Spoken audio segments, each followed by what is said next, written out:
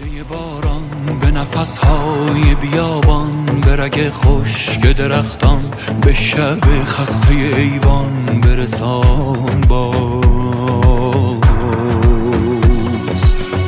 بوی بهاران به دل غنچه لرزان، به تمنای زمستان، به تقلای خیابان، به تب جان پریشان برسان باز. ایران به دل خسته دنیا، به نشان مرهم خود را بگشا راه نفس ها.